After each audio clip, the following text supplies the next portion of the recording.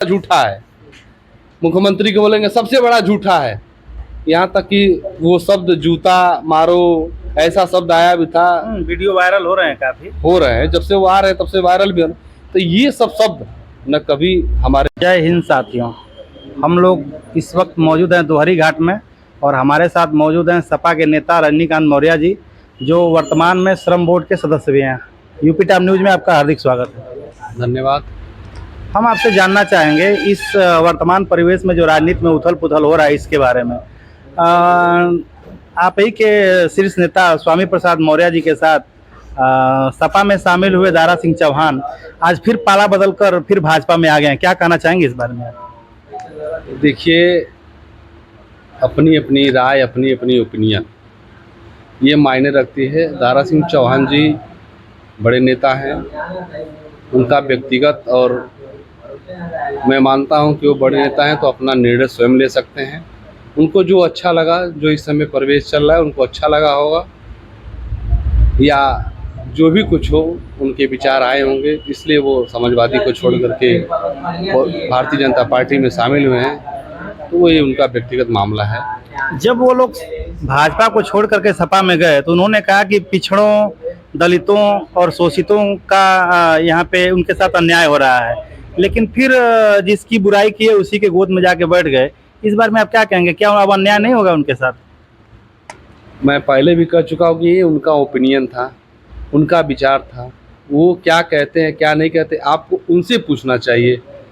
उनका हृदय परिवर्तन कब हुआ, कैसे हुआ, अब तो वो हमसे ज़्यादा और उनका विचार है वो खुद जानते होंगे। लेकिन वो बड़े नेता हैं, मैं उनका सम्मान करता हूँ क्योंकि हमारे वो विधायक रहे हैं, हमारे वो मंत्री रहे हैं। अब वो गए हैं तो उनका वहाँ भी स्वागत है और आएंगे तो भी हमारे यहाँ स्वागत है। आप हर जगह स्वागत की बात करते हैं।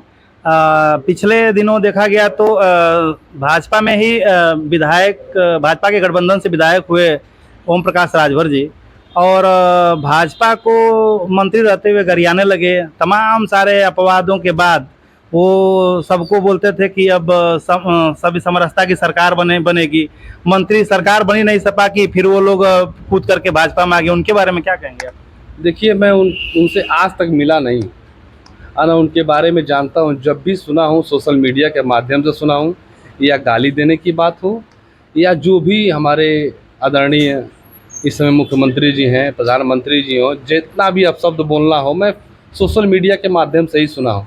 लेकिन इतनी निचली राजनीति न मैं इस छात्र जीवन का भी राजनीति किया हूँ, मान लीजिए इसमें प्रधान संघ का मैं अध्यक्ष भी हूँ। इतना मैं कभी गिरी हुई राजनीति देखा नहीं हूँ, क्योंकि वो गाली भी देते थे और न जाने क्या क्या कहते थे। उसके बावजूद भी उनकी गलती तो है, यानी भारतीय जनता पार्टी की ऐसी क्या मजबूरी पड़ गई कि इनको लेना पड़ा। अब तो ये शीर्ष नेतृत्व ही जानता है।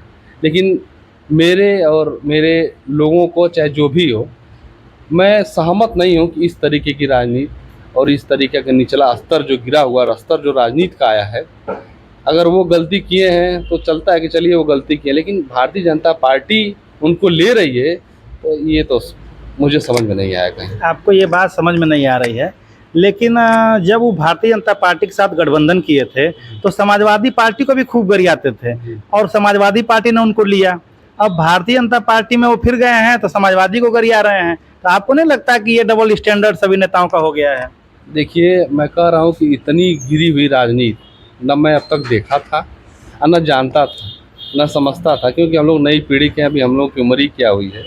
लेकिन अब वो लोग बड़े हैं, गार्जियन हैं, बड़े नेताओं में गिनती है। लेकिन इस तरीके की राजनीति मैंने कभी देखा हूँ, ना मैं देखना चाहूँगा भविष्य में।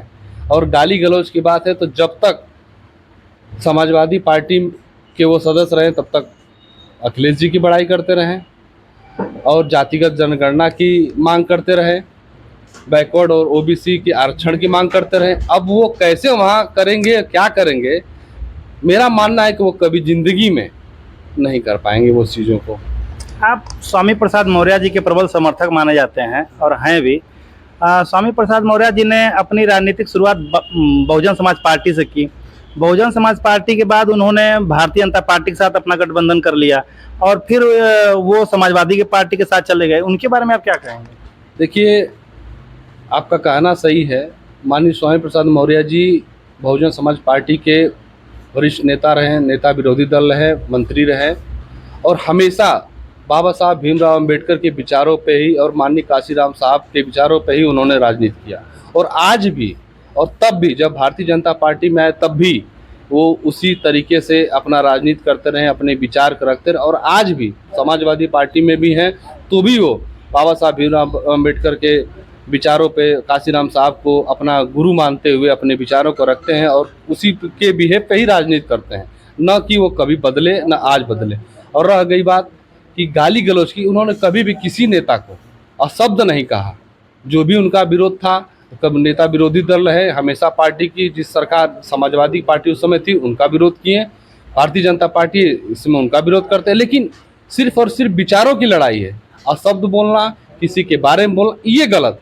अभी आप झूठा बोलेंगे, प्रधानमंत्री को कहा जाए कि देश का सबसे बड़ा झूठा है, मुख्यमंत्री को बोलेंगे सबसे बड़ा झूठा है, यहाँ तक कि वो शब्द जूता मारो ऐसा शब्द आया भी था। वीडियो वायरल हो रहे हैं, काफ़ी हो रहे हैं, जब से वो आ रहे हैं तब से वायरल भी हो रहे हैं। तो ये सब शब्द न कभी हमारे नेता स्वामी प्रसाद मौर्य ने कहा है और न कभी इस तरीके की वो भाषा का प्रयोग करते हैं। उनकी राजनीति विचारों की है और विचारों की रहेगी। बात करते हैं आपके जो नेताजी हैं। नेताजी ने अभी अब से लगभग कुछ महीने पहले रामायण पर विवादित बयान दिया था, लेकिन जब वो भाजपा में थे तो ऐसा कोई विवादित बयान नहीं दिया, ऐसा क्यों? देखिए, मैं आपसे तब भी कहता था और आज भी कहता हूँ, हमारी लड़ाई किसी समाज, किसी वर्ग, किसी जाति और धर्म से नहीं। उन्होंने रामायण का विरोध नहीं किया था। मैं फिर कहना चाहता हूँ, उन्होंने रामायण की चंद लाइनों का, वो लाइनें आपको भी पता है, मुझे भी पता है, तो उस लाइन का विरोध किया था जो गलत है। रामायण का विरोध उन्होंने कभी नहीं किया, भगवान श्री राम का विरोध उन्होंने कभी नहीं किया, न किसी धर्म का विरोध किया। मैं एक चीज़ और आपसे जानना चाहूँगा, तमाम सारे नेता जो भाजपा 1 की सरकार थी उत्तर प्रदेश में, उसमें शामिल रहे और सभी लोगों ने पारा बदल कर सपा में सभी लोग शामिल हो गए।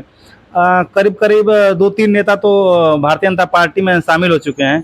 क्या लगता है आपको कि आपके भी नेताजी भारतीय जनता पार्टी ज्वाइन करेंगे?